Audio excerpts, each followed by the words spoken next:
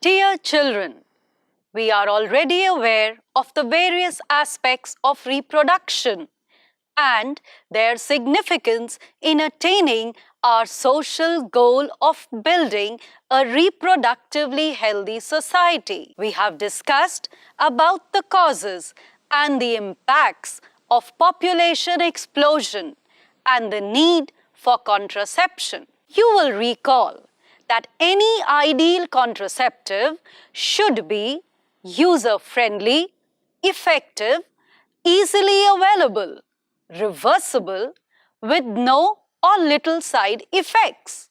Today, we will discuss about the various contraceptive methods available.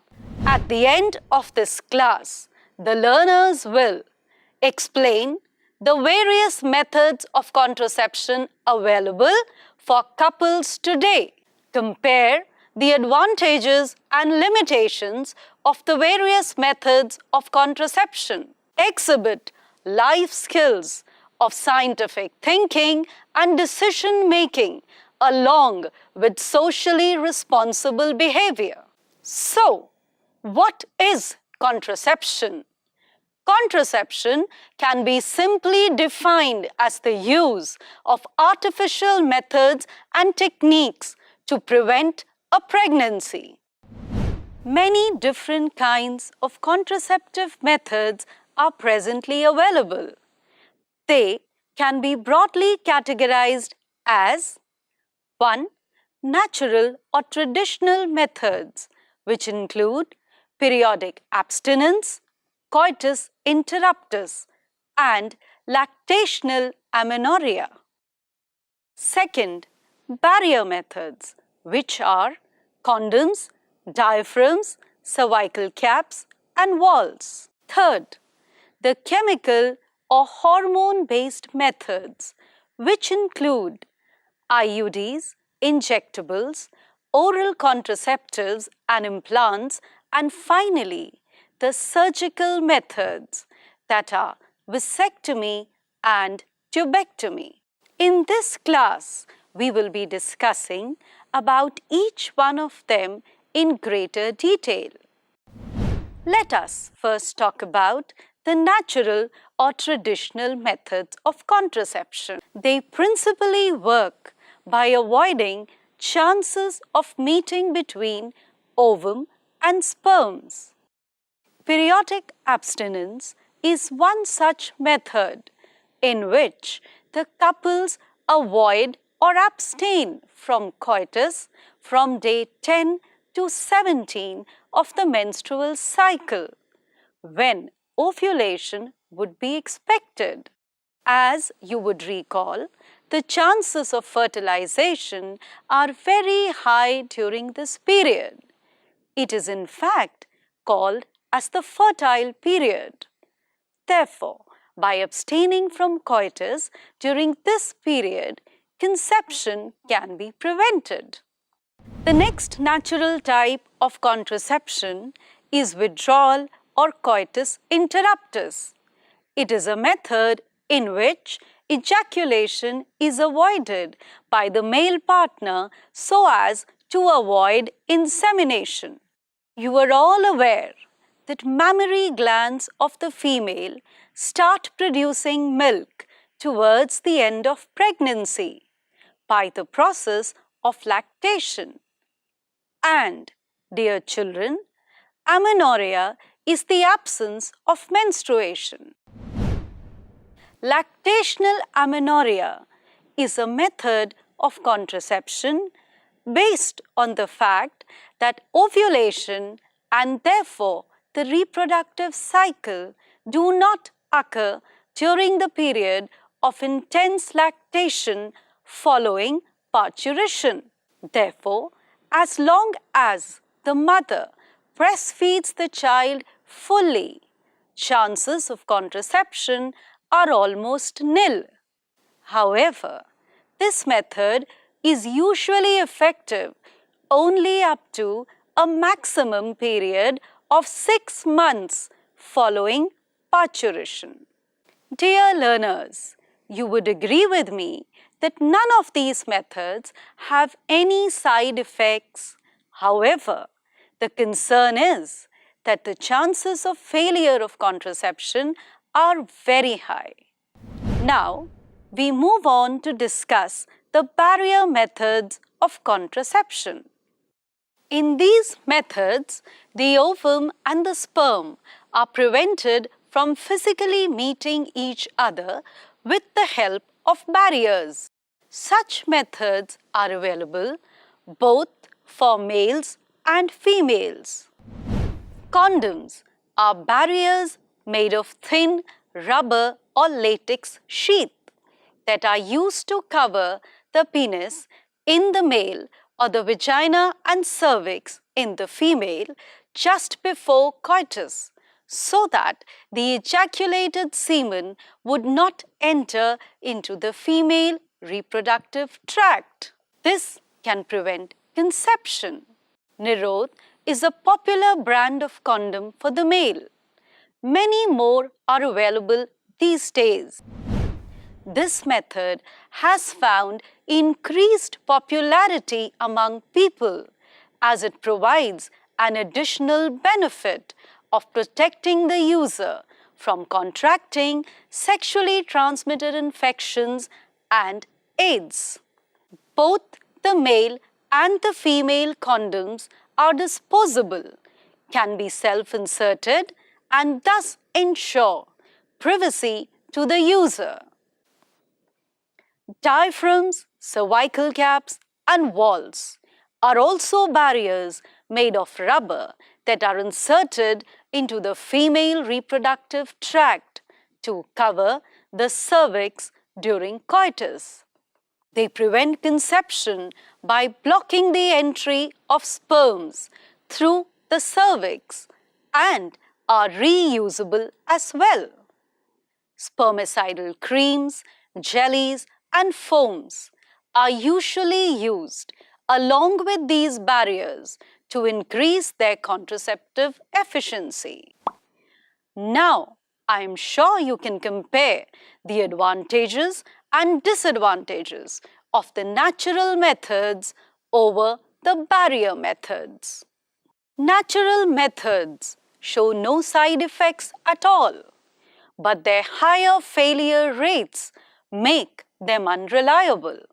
On the other hand, the barriers may have side effects in stray cases, but their success rates and the added advantage of protection against sexually transmitted diseases make them both reliable and preferred. Now, we will discuss those methods of contraception which involve the use of chemicals or hormones. First among these is another very effective and popular method of contraception. This is the use of intrauterine devices. These devices are inserted by doctors or expert nurses in the uterus through vagina. The different types of IUDs commonly being used are 1. The non-medicated IUDs. Example, the lips loop. 2. The copper-releasing IUDs. Example, copper T, copper 7, multilode 375. And the hormone-releasing IUDs, examples of which are NCERT and LNG20. Let us now understand how they work. IUDs increase phagocytosis of sperms within the uterus. The copper ions released from the copper-releasing IUDs suppress sperm motility and the fertilizing capacity of sperms. The hormone-releasing IUDs, in addition, make the uterus unsuitable for implantation and the cervix hostile to the sperm. IUDs are ideal contraceptives for females who want to delay pregnancy and or space children. They work for longer time periods and are one of the most widely accepted methods of contraception in India.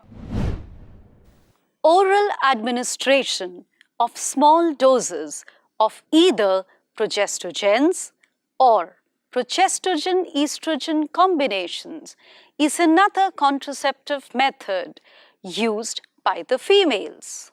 They are used in the form of tablets and are hence popularly called as the pills. While using the pills, a specific pattern needs to be followed. They have to be taken daily for a period of 21 days, starting preferably within the first 5 days of the menstrual cycle. After 21 days, there is a gap of 7 days, during which menstruation occurs. The same pattern has to be repeated so long as the female desires to prevent conception. Now, about their working. They inhibit ovulation and implantation. They alter the quality of cervical mucus to prevent or retard the entry of sperms. Pills are very effective with lesser side effects and require no external help and are quite well accepted by the females. But yes, one needs to be mindful and not forget taking the pill every day or one day of the week as the case may be. You may already know about Saheli, the oral contraceptive for the females that contains a non-steroidal preparation. It is a once-a-week pill with very few side effects and a high contraceptive value. Progestogens alone or in combination with estrogen can also be used by females as injections or implants under the skin. Their mode of action is similar to that of the pills, but the added advantage is that their effective periods are much longer, could even be 3 years, and the chance of failure of contraception that can arise due to missing a pill is taken care of in this case. Administering of progestogens or progestogen-estrogen combinations or using IUDs within 72 hours of coitus has been found to be very effective as an emergency contraceptive. They are immensely useful as they can be used to avoid possible pregnancy due to rape or casual unprotected coitus. However, their regular use as a contraceptive is unadvisable. Using surgical methods for contraception is also called as sterilization. They are generally advised for the male or female partner as a terminal method. That is, if the couple does not want to have a baby anymore. Surgical intervention blocks gamete transport and thereby prevents conception. Sterilization procedure is called vasectomy in males and tubectomy in females. In vasectomy, a small part of the vas deferens is removed or tied up through a small incision on the scrotum. In tubectomy, a small part of the fallopian tube is removed or tied up through a small incision in the abdomen or through the vagina. These techniques are highly effective, but their reversibility is very poor. It needs to be reiterated again that the selection of a suitable contraceptive method and its use should always be undertaken in consultation with a qualified medical professional. One must also remember that contraceptives are not regular requirements for the maintenance of reproductive health. In fact, they are practiced against a natural reproductive event, that is, conception or pregnancy. One needs to use these methods either to prevent pregnancy or to delay or space pregnancy due to personal reasons. No doubt, the widespread use of these methods has a significant role in checking uncontrolled growth of population. However, their possible ill effects like nausea, abdominal pain, breakthrough bleeding, irregular menstrual bleeding, or even breast cancer, though not very common, should not be totally ignored. Dear learners, let us now do a quick reinforcement of the concepts learned. The first question, the principle on which natural methods of contraception work is A. Preventing fertilization, B. Preventing implantation, C. Preventing ovulation, and D. Preventing embryo development. The answer, dear children, is A. Preventing fertilization. Question number 2. Emergency contraceptive methods must be used within A. 72 hours of unprotected coitus, B. 72 hours of onset of menstruation, C. 72 hours of ovulation, and D.